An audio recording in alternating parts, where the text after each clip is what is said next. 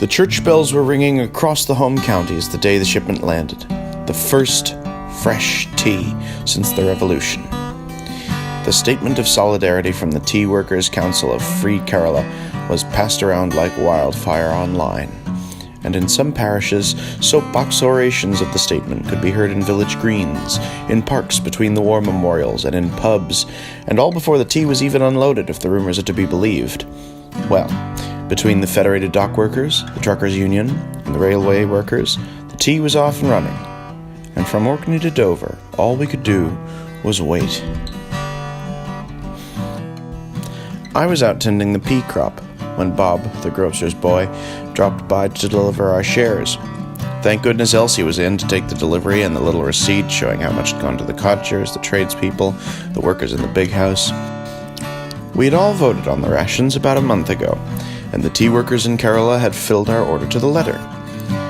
Elsie begged young Bob to stay for a cup, but he had other deliveries to make. Elsie stuck the kettle on anyway, packed a picnic basket, and borrowed Bill's scooter. I saw her tearing up the road to the farm, a cloud of dust swirling behind the scooter, and we shared our first cup of fresh tea in far too long, sitting under the spreading oak tree. The sheep in the pasture looked at us curiously, as if they were wondering what in the world could be in our steaming cups to make the two of us so weightless with joy. Elsie had to go teach her afternoon class before too long, so I got up, and with the peas squared away, it was time to thin the leeks and spread some manure on the potatoes. Old Alfie and Liz came by from the stable to lend a hand. Then we took a walk to see how the wheat and oats were coming along. Alfie had made a few calls earlier in the season and brought in a fellow who had helped us drain off a boggy field at the bottom of the farm, and the oats were coming in thick and fast. The wheat likewise, despite some vetch and ladies' bed straw coming in at the edges of the rows. I checked the irrigation system, and we made short work of watering the hothouses. Liz gave the leek thinnings to the hogs, and Blue and Peeler munched them down happily. The gate by the road needs work. I'll have to ask Colin in from the wood shop to have a look at it.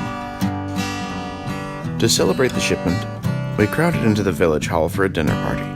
The hospitality workers and cooks brought down the antique table linens from the big house, plus silver chafing dishes, bone china, and a Waterford crystal punch bowl you could wash a spaniel in. They treated it like Christmas.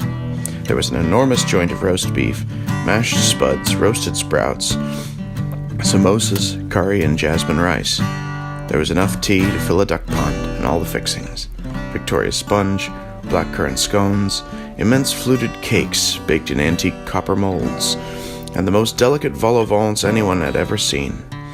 Elsie and I sat with Mr. and Mrs. Singh from the repair shop along with Jaya, their daughter.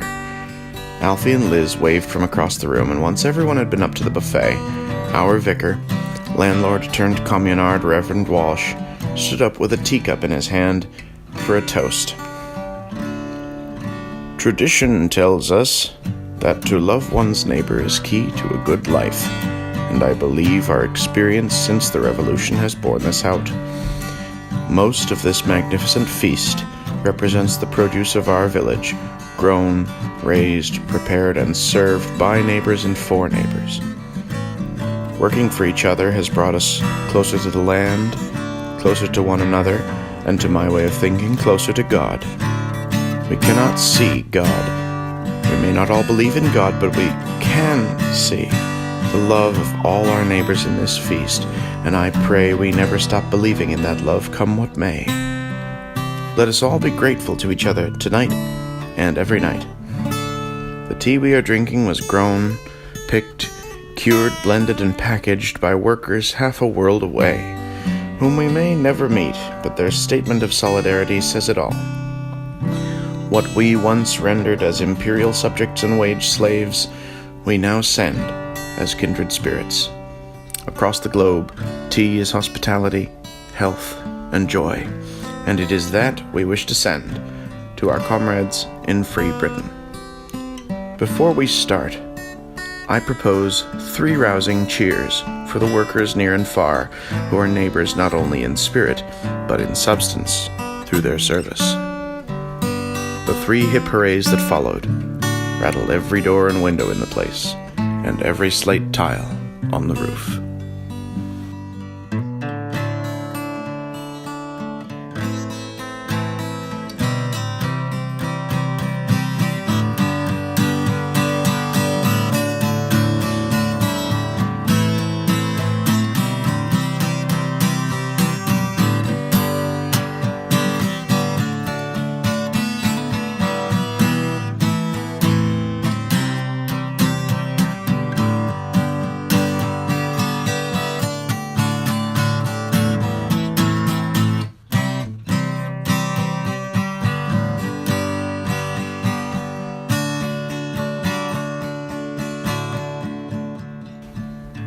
thank you for listening to today's story.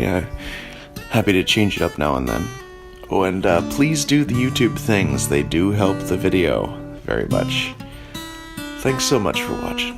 Have a wonderful day.